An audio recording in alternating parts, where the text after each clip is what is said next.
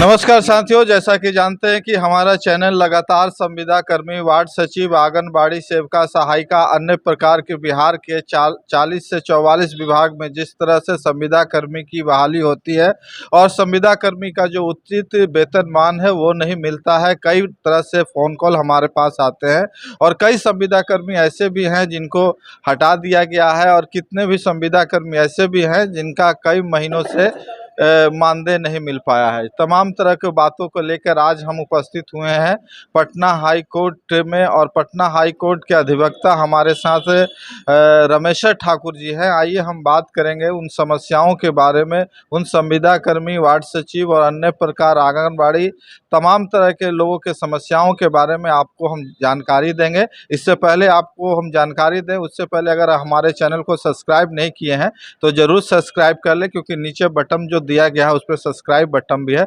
उसको सब्सक्राइब कर लीजिएगा तो संविदा कर्मी संबंधित जितना भी समाचार है, जितना भी अपडेट है वो आपको मिलता रहेगा और आप आराम से समाचार देखते रहेंगे। तो बहुत बहुत स्वागत है रमेश्वर ठाकुर जी। आप बताइए जो संविदा कर्मी की किस तरह की समस्या है, उसकी मांग क्या होनी चाहिए, सरकार को क्या देना चाहिए संविदा कर्मी को। पहले तो मैं अपना परिचय दे दूं।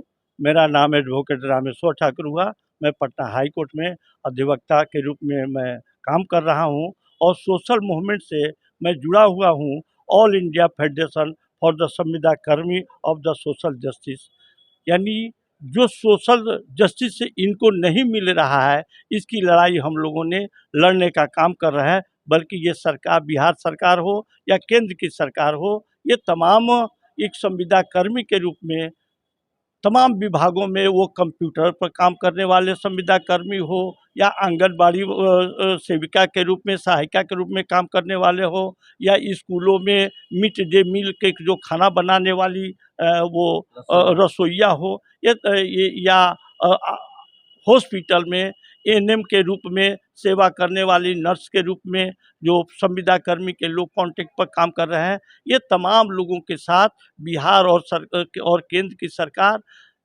ये सौतेलेपन व्यवहार कर रही है। इनके साथ शोषण और दोहन का काम कर रही है। काम तो ले लेते हैं, संविदा कर्मी के नाम पर इनको रखा भी जा रहा है। और जैसे एक कहावत है, यूज एंड थ्रू, माने काम निकालो और इसको निकाल बाहर करो। ऐसे आए दिन पूरे बिहार में तमाम विभागों के द्वारा यही शिकायतें मिल रही है। ये तमाम लोग आंदोलन के रूप में, सामाजिक न्याय आंदोलन के तहत ये लोग उग्र होकर प्रदर्शन करने के लिए तैयार हो गए हैं, क्योंकि इनके साथ काम भी लिया जा रहा है और समय पर, जैसे आज ये पूरे भारत में दिवाली और छठ, ये बंगाल और बिहार, ये पुरानी ये प्रथा आ रही है जो समाज में संस्कृति के रूप में, उसके अवसर पर इन लोगों के साथ ये आशा में भरी निगाहें में देख रहे हैं कि ये पर्व जो आ रहा है इसमें कुछ पैसा हमको मिलता तो हम अपने बच्चे को कपड़े उपड़े और इस तरह से ये फंक्शन में कर पाते।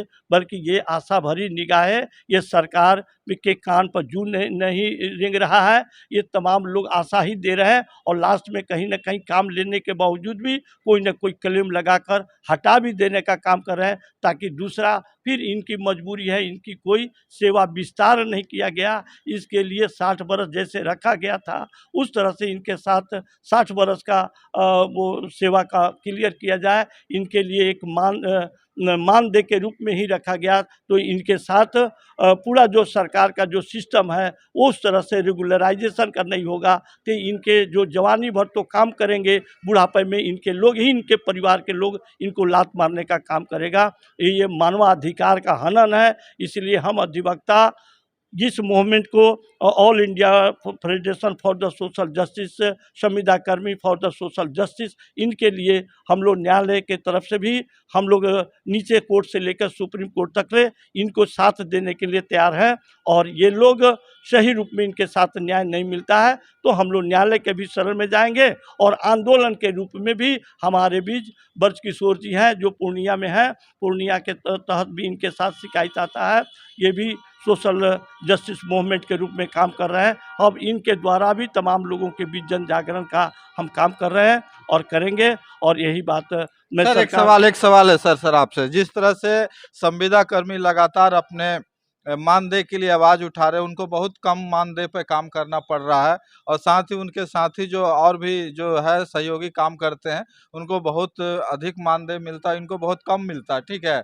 और कई तरह का जो मानदेय की लगातार इन लोग बढ़ाने का मांग करें। कितना मानदेय होना चाहिए जिनका जीवन गुजर बसर हो सके? समान काम समान वेतन के पॉलिसी पर बिहार सरकार को सोचना चाहिए कि ये महंगाई काफ़ी चरम सीमा पर बढ़ी है, तो इनके लिए कम से कम 50,000 रुपया तमाम लोगों के बीच ये फिक्स किया जाए इनके लिए, तभी इनके बाल बच्चों को ये पढ़ा पाएंगे। एक तरफ प्राइवेटीकरण एजुकेशन हो रहा है, एक तरफ सब कुछ प्राइवेटीकरण हो रहा है। ये 20,000 25,000 देने से इनकी पूरे भविष्य का अंधकार में हो रहा है, ताकि परिवार के बच्चे सोचते हैं कि मेरे पापा तो ऑफिस में काम कर रहे हैं, फिर भी उनके लिए एजुकेशन का फीस नहीं इकट्ठा हो पा रहा है। इसलिए सरकार को इस बात के लिए सोचना पड़ेगा, इस रेजुलेशन लाए कैबिनेट से कि इनकी कम से कम 50,000 रुपया मानदेय हो, ताकि अपने बच्चे को भी पढ़ा लिखा पाए, अपने पुराने बूढ़े बुजुर्ग माता पिता का सेवा कर पाए।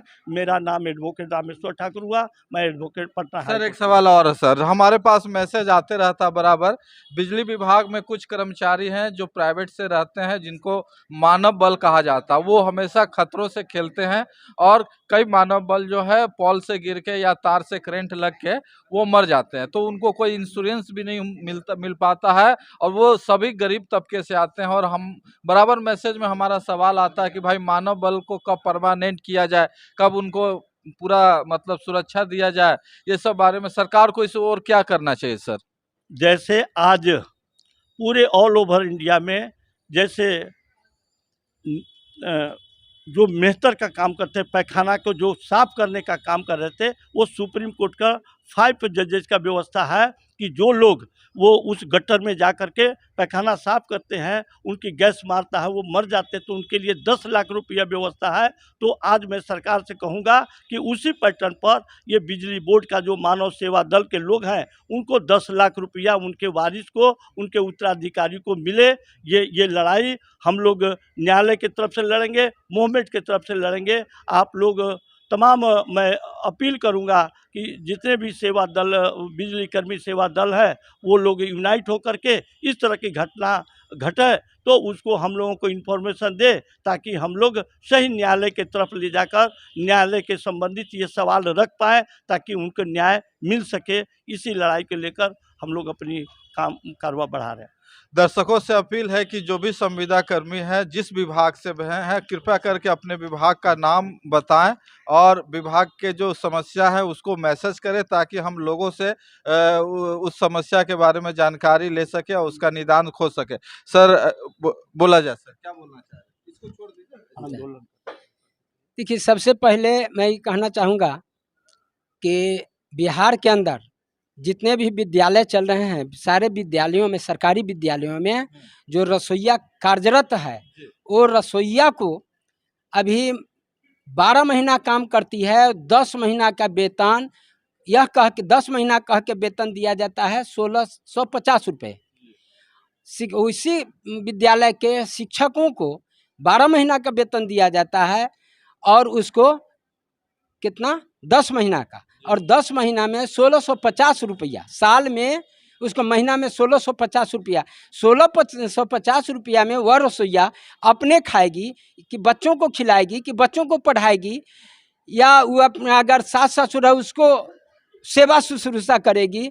इसके लिए हम चाहेंगे कि उन रसोइया, सारे रसोइयों को सरकार उस पर निगाह रख के 12 महीना काम करती है तो 12 महीना का दे, और कम से कम 10,000 रुपया से कम अगर देती है तो यह न्याय उसके लिए, तो 10,000 रुपया दे और 12 महीना का उसको 10,000 रुपया का महीना दे और 12 महीना का वेतन दे उसको, है ना। वह उसी के बल पर बच्चा जुटाने का काम वह रसोइया करती है, बच्चों को सेवा रसोइया करती है।